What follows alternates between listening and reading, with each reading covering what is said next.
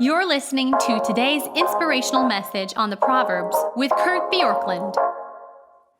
Proverbs 6 has a heading on it that says, in my Bible, practical warnings. And this isn't inspired. This was added by the editors or compilers of our English versions, but it's a good subtitle for chapter 6 of Proverbs, because Proverbs 6 starts in verses 1 through 5 with the practical warning of saying, don't let your name be used as an open line of credit, because if it is, it can have dire consequences in your life. And then secondly, in verses 6 through 11, it tells us very simply to be diligent in our lives, because if not, again, there will be a sudden reversal or dire consequences in our lives.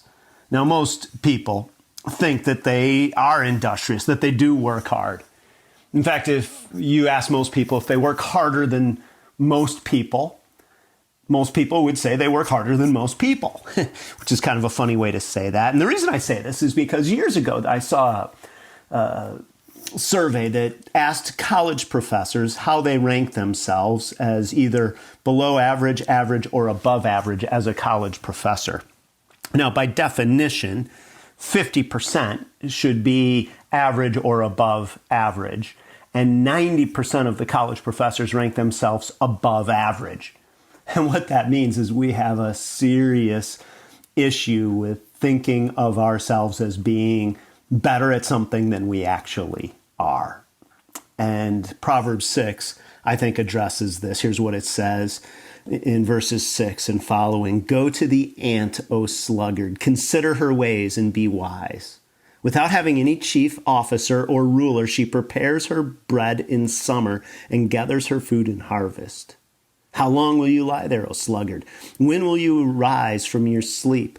A little sleep, a little slumber, a little folding of the hands to rest, and poverty will come upon you like a robber, and want like an armed man. And there's that reversal, that poverty will come on you like a robber, like an armed man. And so it extols the idea of the ant. And here's what it says about the ant, that is basically, look at the ant, consider the ant. And the ant is one who doesn't need any external controls. It says, without having any chief officer or ruler. There isn't anything from outside of them that drives them, that forces them to produce. They just do. And then it says, she prepares her bread in summer and gathers her food in harvest. And this is talking about an industry that's in season and out of season, something that's willing to work long with no immediate outcome, and maybe without even knowing for sure what the outcome will be, but is willing to say, I'll continue to work at it. And then after it talks about this ant, it turns back to the sluggard again, and it says, when will you arise from your sleep? And then notice this repetition of this word little, a little sleep, a little slumber, a little folding of the hands to rest. And so big outcomes like the robber coming upon you suddenly and an armed man coming on you suddenly come from many small steps, many little moments. Now, certainly, there are a lot of reasons that we could talk about that poverty comes into our lives. I think it would be an overstatement to say that poverty is always a result of a lack of work or a result of laziness. But in Proverbs, it doesn't shy away from saying that there's a direct relationship between hard work and success. A few people prefer having fewer resources and options over having more resources and more options. And Proverbs assumes that under most circumstances, the harder and smarter that you and I work, the more successful we will be.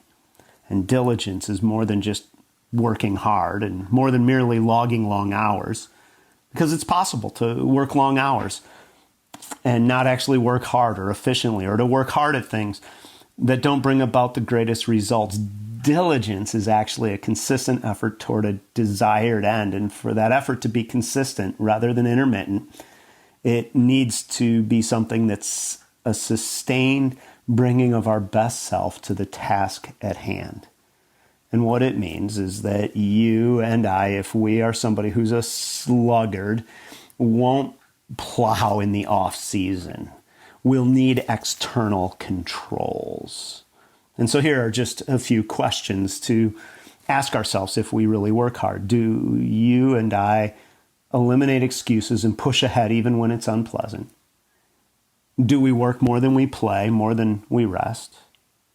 And are we willing to work while others rest? And do we consistently outperform expectations? Jesus was willing to take on the unpleasant journey to the cross for you, for me, so that our effort is not tied to our eternal status.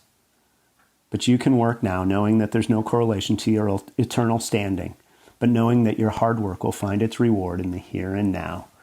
So today, let's set aside excuses and do the hard things that are in front of us for the highest return. Thanks for joining us here today. There's a lot of great content to explore on Orchard Hill Plus and on the Orchard Hill main feed from the weekend. Have a great day.